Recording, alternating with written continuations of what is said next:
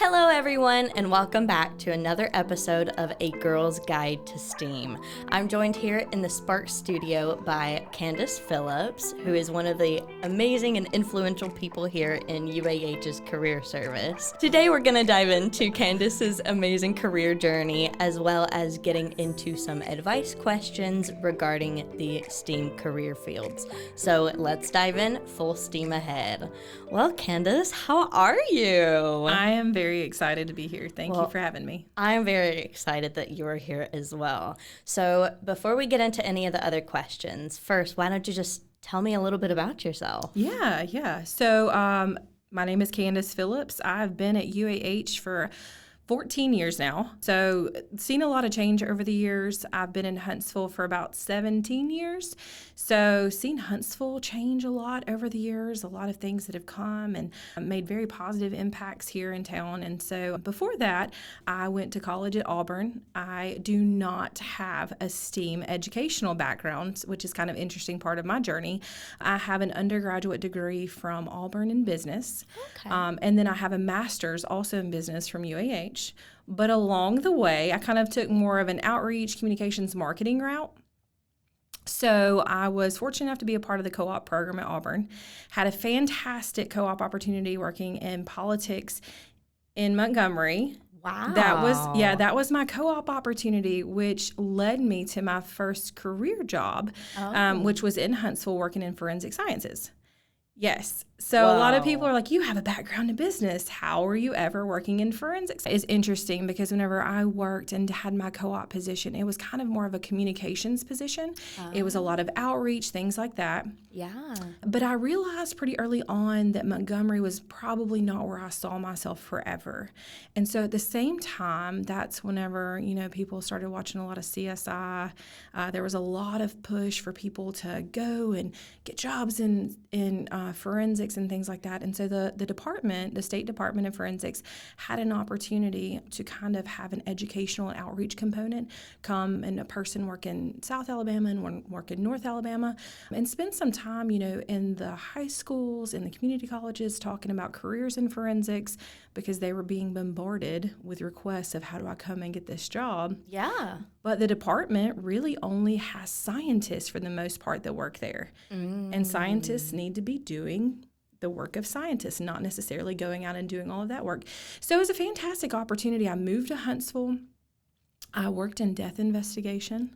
Whoa. Yeah. So most of my days and the priority of my time was, spent in an education component. This is what it's going to take for you to be a forensic scientist. This is the education that you need. This is the kind of experience you need to make sure that you have so many classes in biology or this or the other. Mm-hmm. But when we weren't doing that type of piece, my role was really to be a liaison for the medical examiner and law enforcement coroner about what the medical examiner saw in autopsies and things like that. And so it was a totally different kind of flip-flop between, I guess, but it was fantastic. It was very interesting. It was very rewarding work because you're helping to communicate on behalf of a victim. And so I did that. I did that for three years. I think I was there for 3 years. Okay. And then at the time, UAH had opened up an opportunity in their College of Science, and the College of Nursing was needing somebody to come in and kind of be a career coordinator for their colleges, I should say. So I was fortunate enough, I applied for that role. I was selected for that role. That was, again, I guess 14 years ago. And my position has changed throughout the department, but I have been in career services that entire time. And I have focused the vast majority of my career on encouraging and connecting students and industry leaders in primarily STEM fields, not necessarily as much the arts component, but we do have people in our office that do help with that. But my particular career has been focused on primarily engineering and science. Wow. Yeah. That is amazing. And especially, it's great to hear that not every position in forensics, like you were saying, is specifically a scientist. You can still get into that field if you have interest, but in more of a communication, marketing manner. So that's great to hear. Well, let's start back from the beginning. So you were talking a little bit about how you were saying that you don't really have that much of a STEAM background is what you were saying, but I beg to differ because I feel like marketing in a way is kind of a bit of an art, and it's also very analytical as well if you think about it. Absolutely. I think the argument to it is that people, whenever they hear, business, or they see something that maybe doesn't have the stamp of arts or technology or engineering, math, one of those, science, then they're thinking it doesn't. And on paper, in theory, it technically doesn't. But I would agree with you wholeheartedly. It has elements. Absolutely. There we go. That's a better way. I mean, even going back to, prepping for this and right whenever we got started for it, just the photo. Yeah. And thinking about the art piece and how is this going to be perceived and things like that. And so you're right. You're absolutely right.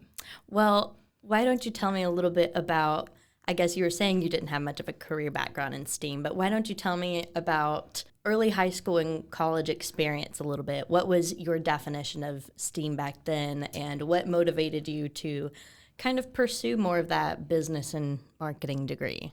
Oh, wow. So I would say, and this dates me, but if you're watching this video, you know that I'm not necessarily young anyways, but STEAM hadn't really been coined at that point. Even really? STEM, I feel like at that time it wasn't what it is now. Mm-hmm. Obviously, it's gotten a lot of attention, a lot of traction over the years, and there's definitely more of a push to create more diversity in all of those fields too. And so whenever I first started my journey and I was, going to high school, and I chose Auburn University. I actually chose Auburn University because they had an architecture program, and that was my original major. Yes. So there is an art component obviously to that. That's so cool though. Yeah, it was. They have a fantastic program there. And so actually I want to say it's probably the only one in the state. I don't think that the state of Alabama has another architecture program. Wow.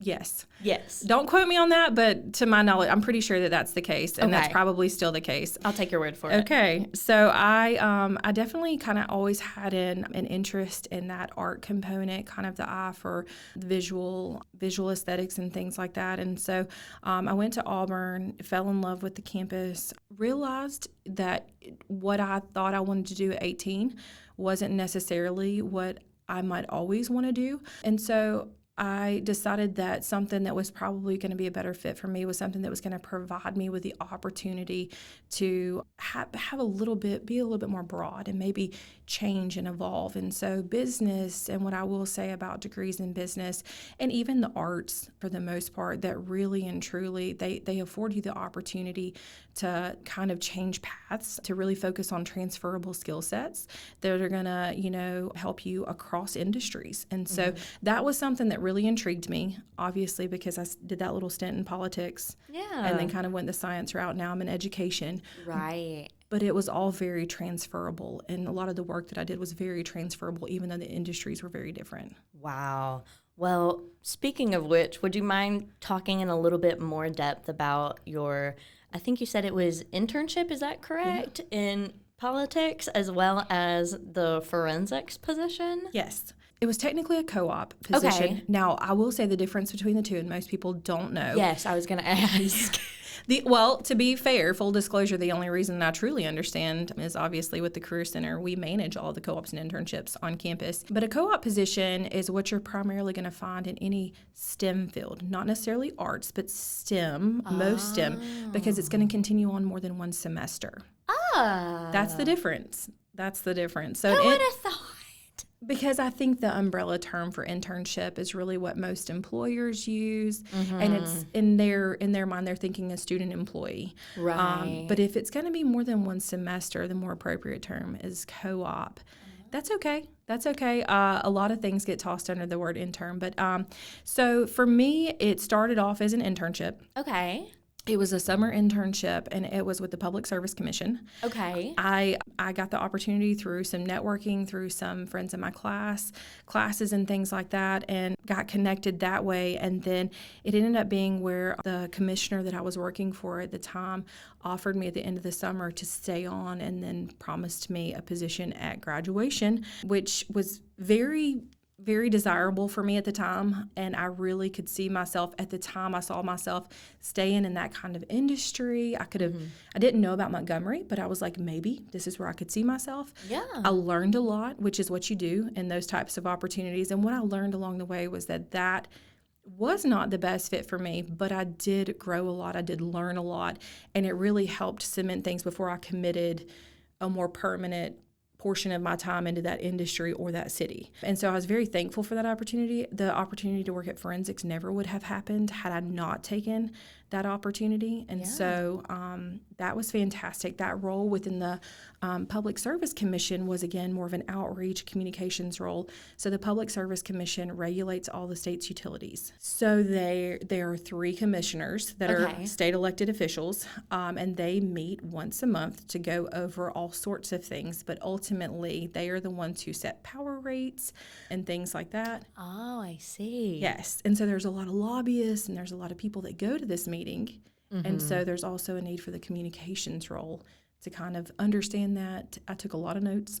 I took a lot of notes. I sat in a lot of meetings. I'm not sure how influential I was at that point in my career, but I did learn a lot. Yeah. I did learn a lot. So that was kind of that opportunity, which, again, kudos to my previous boss within that role, because she was influential in helping to connect me with forensics, which is what got me to Huntsville. And so network. Yeah. Networking is important. I love 2 common themes that I've already noticed so far that's really important are networking, and then also the fact that it is okay to be able to pivot and change your mind and change your career. Because I know that I had the, instance, as well as several other people. I know more people that have changed their major than not, of that it is okay to figure out what is best for you and to be able to continue to learn and figure that out. Like you're saying, college is a great time to figure that part out about yourself, as well as during a co-op or internship. And so why don't you tell me a little bit about how that position with the commissioner kind of helped you get into that position of forensics? Because I guess, what was your perspective of forensics beforehand, and how do you think that it kind of changed? Things kind of were a little different back then in terms of just the formalities of all of the online applications and things like that. It wasn't that long ago, but it was long enough ago that a lot has changed in the application process and how organizations operate. The state of Alabama did have a process back then of, applying online and kind of getting on the state registries for different things like that.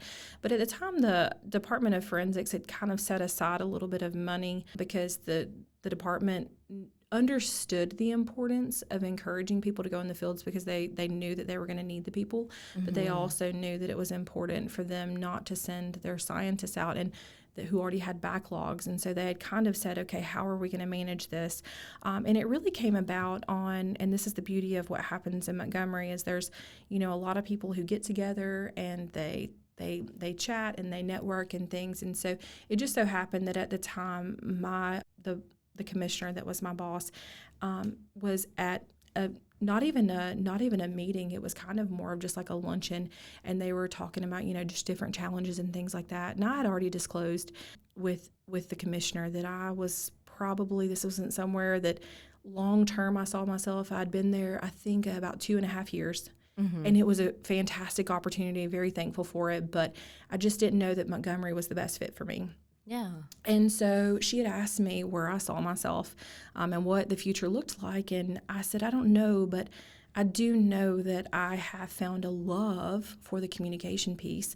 I do love, talking to people, trying to have positive impacts, things like that. So any opportunity that I can do something like that, I think I'm going to try to continue down that road. And wherever that goes, we're just going to see what happens. And so then she goes to this luncheon probably like a month or 2 later, and she's talking to the director, and he's, talking about the challenges that are happening there with everybody wanting to go in this field, but he needs people that can go and actually talk about them. And so, she was like, I think I have somebody that you want to meet. And long story short, I applied for a role, got to meet the director, and then it really just went from there. I moved to Huntsville and never been to Huntsville before in my life. Wow. Yeah. It was the best decision I ever made because 17 years later, I'm still here. Yeah. I love it here. I have a family here, a husband who's a UAH grad who is deeply rooted and works on the Arsenal, and so this is a fantastic move for me. However, I had zero experience with Huntsville in the area whenever I moved here. Wow. But that was ultimately, yes, it goes back to the theme of don't be afraid to try new things. Don't be afraid if your original plan is not what ends up happening.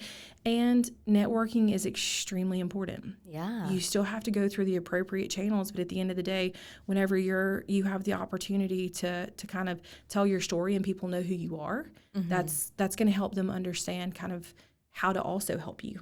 Wow. Yeah. I think basically what you said, exactly, to the point. I think that is a great testament to how being able to take those opportunities and to be able to, change your career path, just boom. Yeah. That's great. And especially when not knowing much about Huntsville, I'm sure that probably was a little bit nerve-wracking at first of that transition, but overall it turned out to be a great decision in the end. So why don't you tell me a little bit more about your forensic position? Because I'm very interested to hear about that, about how you communicated to individuals for the educational purposes as well as serving as the liaison between the medical examiner and, could you remind me who else it was? The coroner. And the coroner, that's what I thought. Another question that I have is, at that time, do you think that a lot of the people that were interested in forensics, because you were saying that there's like the CSI, I think, was popular at that time. Did you see a lot of women at that time interested in the field, or was there a huge gender gap? So at that particular point in time, I would say the lab that I worked in was probably 75% female. Really? Yeah, only 25% male. That I feel like might still be the case. A lot of the scientists have backgrounds in biology, chemistry. The way that the department has kind of been set up and structured, most of the scientists get their start in drug chemistry. And so analyzing a lot of the narcotics and things that come in. And then from there, they tend to go on to other fields like the firearms and tool marks or toxicology or DNA, some of those. But vast majority of them get their start in drug chemistry. And so I think you'll just see that there is kind of a draw.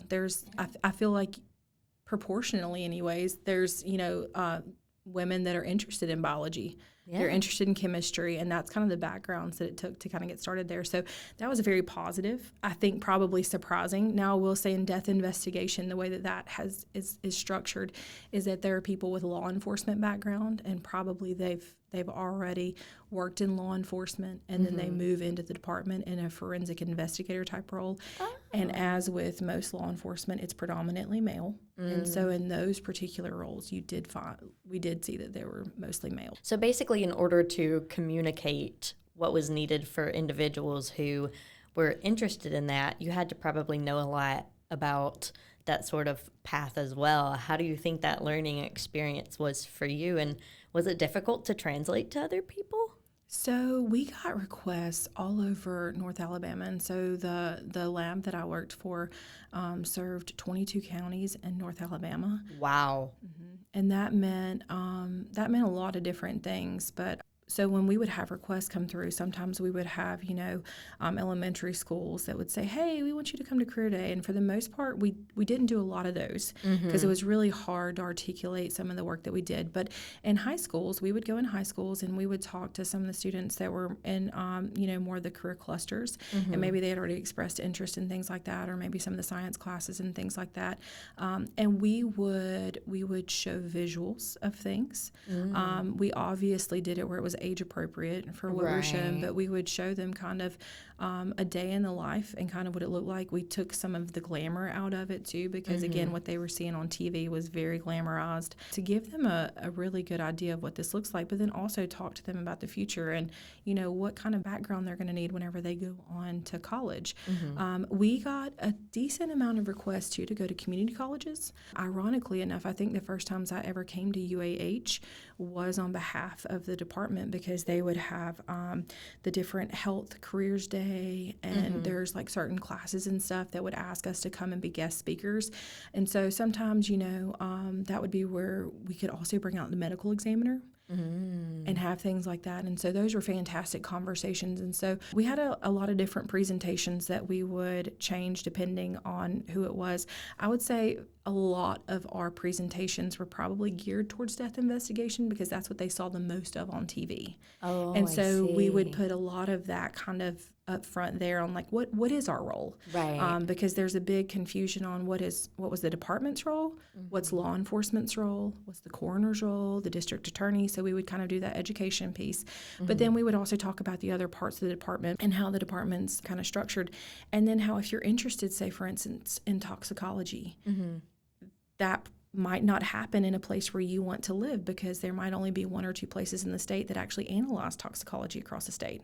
So just being open-minded in general about geographically where you live, because there's not tons and tons of these jobs. They are highly competitive. And so I don't think it was necessarily that hard to translate, probably because I was equally fascinated. What I will say, anyone that's interested in career in forensics, more than likely what you're going to need is a master's degree, and if not necessarily a master's degree, graduate level courses in some of those bios and chems and things like that. For some of the fields that, you know, are there, like medical examiner, that's obviously that's a doctoral program with a fellowship and a residency and all of those things. So I say that to say that if you're interested in that, get information up front early and honest, and be open-minded. Be open-minded about what that looks like, because I will say that most people that go into forensics maybe have their heart set on that they're going to do, you know, maybe death investigation. But it could be that when they get there, they're assigned to drug chemistry. And that's okay, because you're going to learn a lot there, and that's still applicable down the road. But you'll have an opportunity to move, but within departments potentially, but it might not be the exact path that you saw yourself into. Or it might be that you go to a different state, because forensics is set up very different in every state. Some states, it's only managed by the state. They don't have forensics at the city level. Wow. Which is very similar to Alabama. I think Jefferson County is the only one that has their own. The rest of all of forensics is pretty much, or it was at the time, was managed by the state. Wow. So you have to be open-minded to stuff like that. Yeah. Just go into that field with an open mind, but also know that it's probably going to require additional education beyond a bachelor's degree. Oh, I see. Yeah. Wow. Well, that's great advice. Yeah. Well, moving along into your career journey. So you mentioned that there was a career position that opened up here at UAH. So why don't you tell me a little bit about how your experience being the liaison, communication, that sort of stuff helped you into the position that you first started in at UAH? Yeah. So my journey is interesting, moving from forensics and moving kind of to the UAH route. The way that the Career Center was structured, it was a part of the SSC. Okay. So it was in the Student Success Center, and we were set up as more of a college liaison model, which meant that you would have a particular person. So if your major was biology and you were in the College of Science, there was going to be somebody that worked in the Career Center that was kind of assigned to that college, who would be the point of reference for you to go to for career planning advice or resume help, co-ops, internships, all of those things. And so whenever I was hired, the university was hiring for someone to be that liaison and help represent the College of Science and also help represent the College of Nursing. And so I applied for the position. I knew I'd kind of been interested in moving and growing in that education piece because of the time that I had spent going to the community colleges, coming on the college campuses, talking to the high school students. And so when that opportunity came up, it just made sense. And fortunately enough, I got the opportunity, and I've kind of grown and evolved within the department ever since. Wow. But that is ultimately how that happened. Yeah. And so you're saying that back in the day it was kind of more like a specific liaison for each of the colleges. I guess how has it shifted now? Is there quite a difference in how it is now compared to then?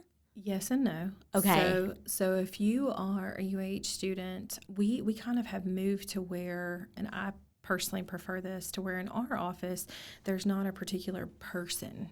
So, for instance, if something was to happen and I left or somebody leaves, you don't feel like, oh, wow, I have to wait now for a new person to get hired to come in and help me that knows enough about my stuff. Everyone in the department is just cross-trained. They have specific programs that they work with and specific things that they focused on, but everybody is cross-trained to where they understand and they can help any student no matter what their background is. Which for us, especially, you know, with the labor market being the way it is and challenges that everybody's kind of facing with staffing and things like that, it really makes it to where hopefully the students feel a little bit more secure and supported so that they're not waiting for someone to come in and, you know, now help support their college. Right. No, I totally understand that. I think that's a great way to be able to ensure that that support is still there for students. So at first you were mentioning that you work specifically with the College of Nursing and College of Science. And so how has your career journey kind of changed here at UAH? Yeah, so I worked with those two colleges, I think maybe my first not quite year here. And then about 9 months in, I got the opportunity to start working with the College of Engineering students, which is where I probably spent the vast majority of my time that I've been with the university. There was one point in time I actually went and worked in the college for a while. The Career Center kind of decentralized, and there was an opportunity to go work directly with College of Engineering, and that's what I did. I loved my time there. I love all of the students at UAH, but there is something very special to me about the field of engineering and the passion that I see with the engineering students and their just drive to, you know, they're very career focused. And as someone who is trying to help connect the dots for someone from education to industry, I just feel like they're such an easy group because they are already so eager to go and do those things. And it's not that any of the other groups aren't. That just tends to be where most of my experience has been. And so I worked for the College of Engineering for a while, and then the University Career Center re-centralized. Which was fun.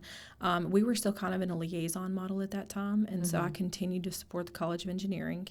And then I would say it's probably been, you know, probably 7 years ago or so now, we moved away from that liaison model. Oh, I see. And we really started to look at how can we support students and meet them where they're at and make sure that we're not going to have any of these lapse of services or things like that. And so we evolved, and at the same time that was all evolving, my role also evolved. And so I'm more in I manage the Career Center now, and so everything that kind of has anything to do with management of the Career Center, so budgeting and staffing and planning and executing and all of those things.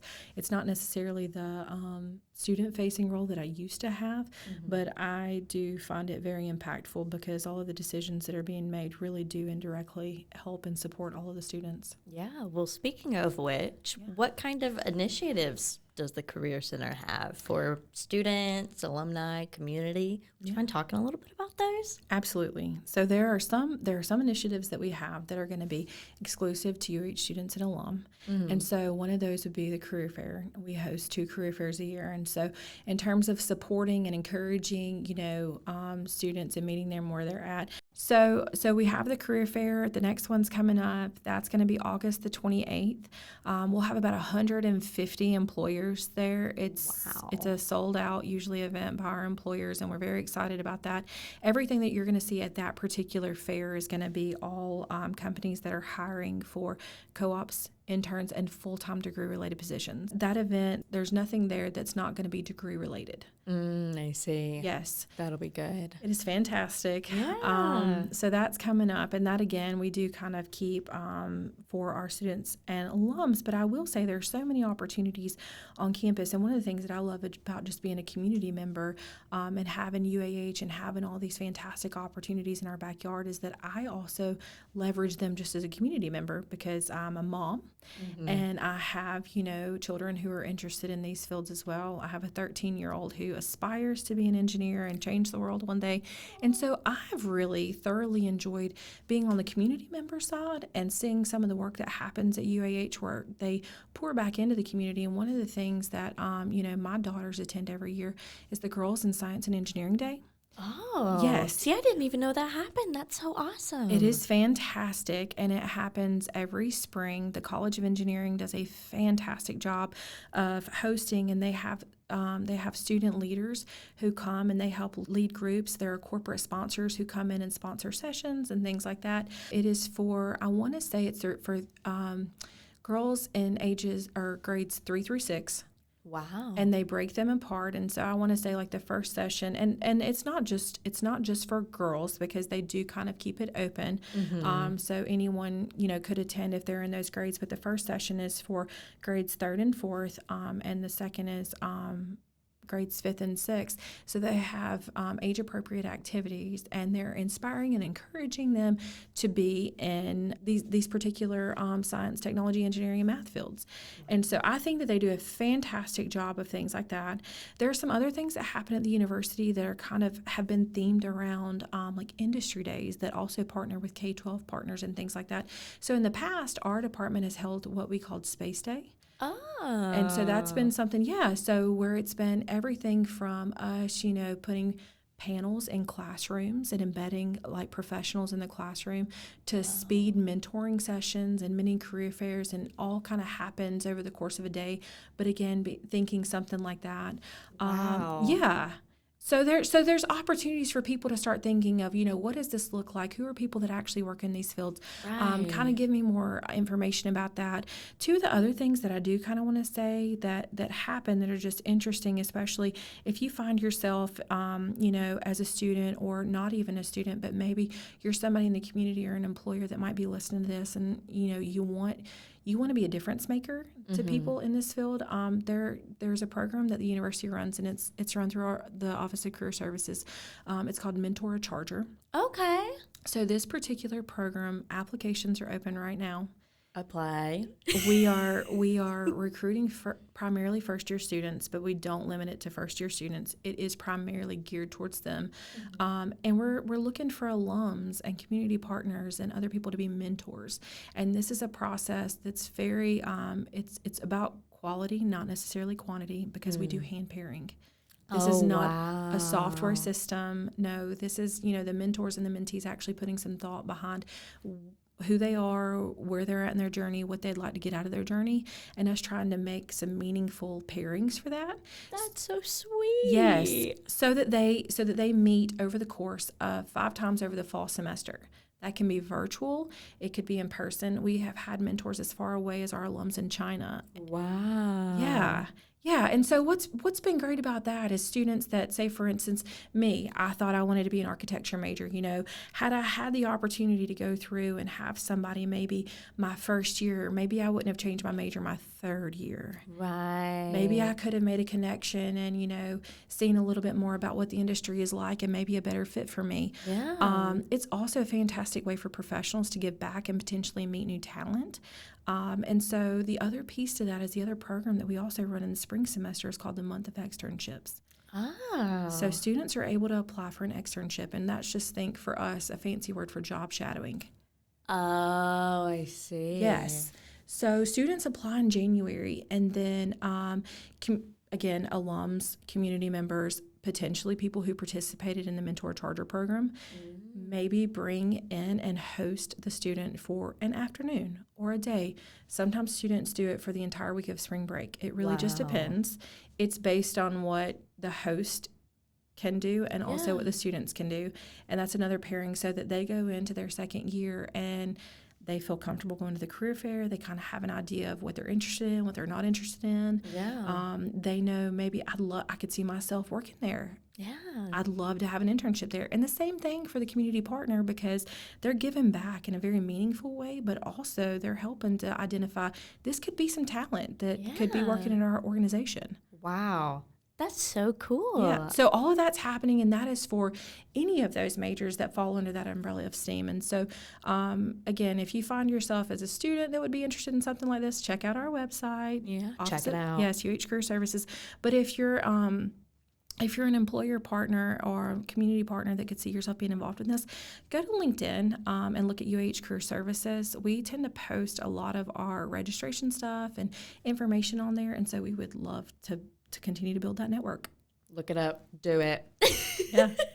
So I was a transfer student, and so I kind of want to hear the perspective of what does UAH Career Services, what sort of outreach do they have for transfer students? Yeah. So even though I mentioned that those programs are targeted towards first-year students, we have students that apply for all of those programs that are honestly even in their grad programs.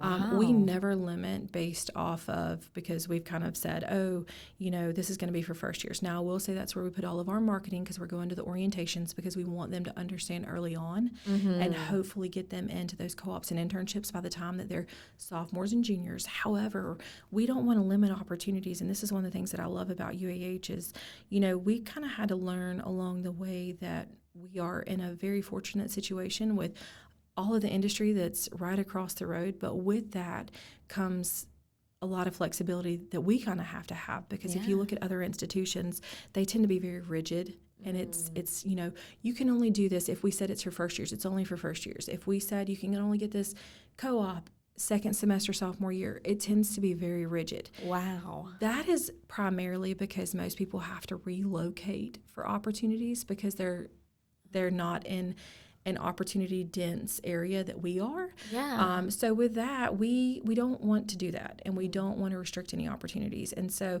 what I would say, if you're a transfer student, or if you're not a first-year student, or if you just heard about this because this was something that maybe somehow you missed along the way, still apply for these programs. Really what it's more about is that you're putting some thought into the application, and you understand kind of like where you're coming from and what you'd like to get out of it. The more that you put into that, the better off we are, and that we can actually make these meaningful pairings. It is not emphasized on that you just had to be a first-year student. Now, I will caveat that with, it is competitive. Not everyone that applies gets a mentor, but that's okay, because it's not all about just the volume. We want everybody that participates to truly get something out of this. And so we're trying to put forth a lot of effort to make sure that happens. And so just because we say that doesn't mean that it's restrictive at all. It just means we're probably going to put more of our marketing efforts towards those groups. I see. Well, that's good, though, to hear about that, because that is such a great opportunity, and also the job shadowing opportunity as well.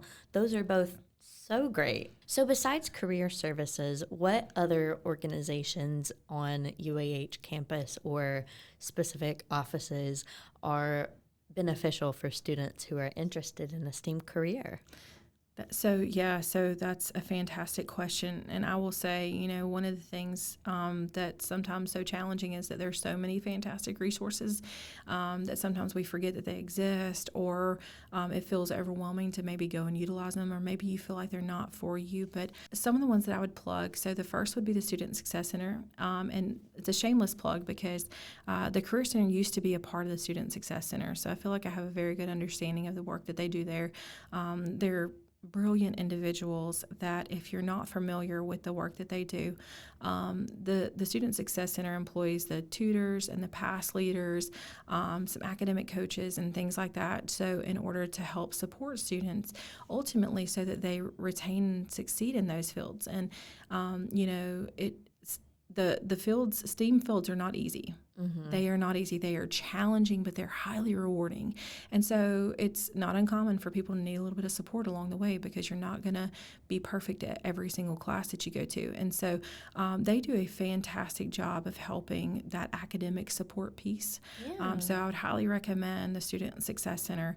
I also would have to say that, a fairly new department on campus, but one that I would say that could help with time management and just that support piece of making sure sure that you stay on track is the ASAP office.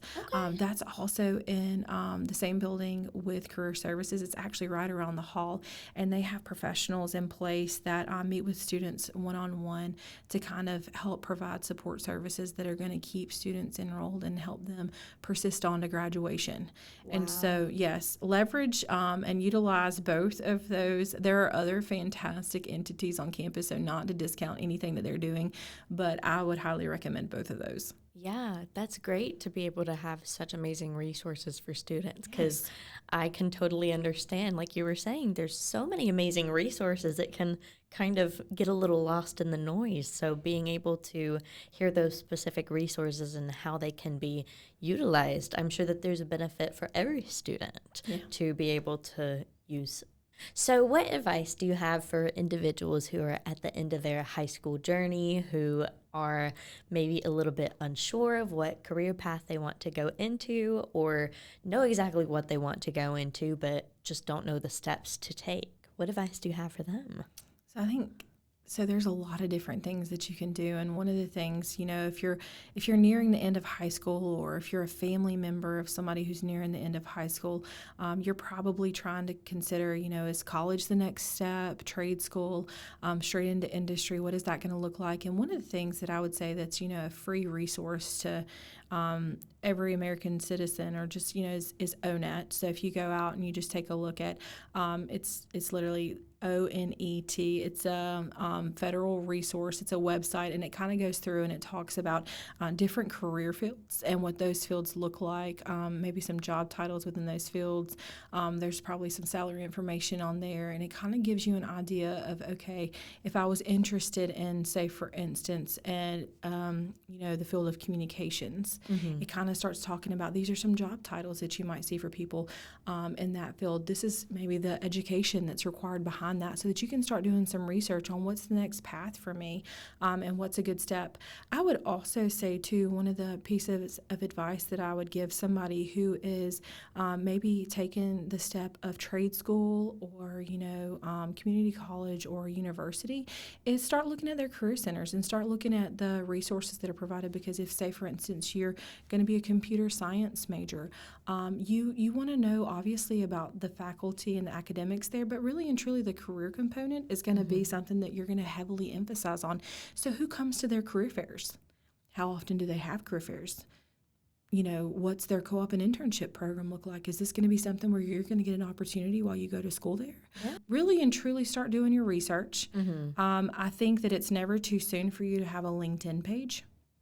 It goes back to that networking piece. Go ahead and start a LinkedIn page. And if you don't know how to do that, there's fantastic YouTube videos that really explain that, lay all of that out, help you understand that, and how to build a professional network. And so that's something that the earlier you start, the better off you're going to be. And I think you can learn a lot through all of those resources. Yeah, I think that's great. Those are some great pieces of advice. Okay, so we just talked a bit about advice for individuals who are at the end of their high school journey. But I guess, what about individuals who are still in their college journey, who may still be a bit unsure of what they want to do, or just feel like they need a little bit of extra help? I know we talked about some of the amazing resources on UAH campus, but what advice do you have for that? So there's actually a resource that the university offers, and it's called Stepping Blocks, and I'll do a plug for it. And if you're a UAH student, you already have access to it. And if you're an admitted student who maybe is going through orientation or something like that this summer, you also have access to it. And this particular resource is fantastic because it allows you to go through and do like a smaller version of the Myers-Briggs personality assessment, to understand a little bit more about you, your interests, and maybe some career fields that you might be interested in. It might affirm some things that you're already thinking, or it might make you think about other things that maybe you hadn't already thought about. It's a fantastic resource, too, because it also talks about, it's similar to ONET, but it's a little bit more specific and a little bit more detailed in terms of the stuff that we do. And so you can go through and explore videos about different career fields. You can look at, again, different job postings and kind of do a deep dive on if you wanted to be, a systems engineer. What does that look like? What are the job titles, again, for people that have systems engineering degrees? What is the UAH salary, starting salary? what is the 5-year salary post UAH? What is the national average? And what's the 5-year national average? So there's some fantastic resources. I especially feel like if you're interested in STEAM, you probably to some degree are very interested in data. And so Stepping Blocks is a fantastic resource for that. So I'd encourage you, you can find that at uh.steppingblocks.com. So again, your single sign-on will work for that, and just go and take a look at that. And so that would probably be my number one piece of advice. You can do a lot of soul searching through that resource. Yeah, that's great. I know that was one of the ways of doing a kind of career interest personality sort of quiz is kind of what got me into the field of communication. So having those sort of resources are great. And so one last advice question before we wrap things up. So what sort of advice do you have for individuals who have already been, let's say, graduated or have been in a trade field for a while, maybe want to try to switch paths into either a completely different field or kind of do something of a similar job title in like a different field? What sort of advice do you have for that? So I'll stick with the old faithful networking. So never stop networking, never stop going to opportunities where you have the opportunity to network. And network, not just for the sake of getting something out of it. Truly try to build connections and relationships with people. That's going to help you a lot in the long run, especially whenever a lot of times we tend to forget to do that when we don't immediately need it. And then whenever we need it, we're trying to go back and play catch up. And so first and foremost, I can't stress enough how important it is for you to never stop networking, never stop learning, never stop growing. The second piece would be that, the job requisitions don't lie. So if you knew, for instance, that you wanted to go into the field of broadcasting, start looking at the jobs that are out there in that field. What type of education does it require?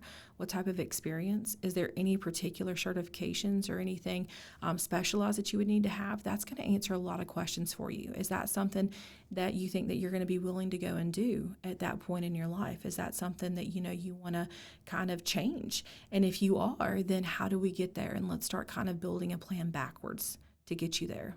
Yeah, well, I love that. I think that's all such great pieces of advice. So what I would say is I feel like this is one of those things you could talk about all day because it's all about you and your future, and that's fantastic, and we're excited to do that. I think really and truly the best course of action is, if there are more questions, come and see us. You can make appointments through us through Charger Path. We're in the Student Services building on the second floor. We love having visitors, so stop by and see us or make an appointment, especially if you have more questions. Yeah, and is that only for current students or future students, or if someone, let's say an alum, is interested in changing their career path, is that resource still available? Yeah. So at UAH it is. So we help our currently enrolled students and our alums with all of the resources that we have. And so I think that's one of the fantastic things about UAH is that we do continue to provide that resource. You won't find that at all colleges and universities. If you're a community member, maybe you don't have ties to UAH and you just kind of stumbled upon this particular interview, I would say go back and look at your particular college or university's career center and see how they work with their alums, because there probably are also resources there available to them. And then I would say if that's not, a good viable option, you can never go wrong with joining a professional organization for your field. That is a fantastic place to go for advice. That is a fantastic place to be for networking opportunities and just really staying on top of what is at the heart of the pulse of your industry. Yeah, I think that's great. Well, thank you for that piece of advice. That's awesome.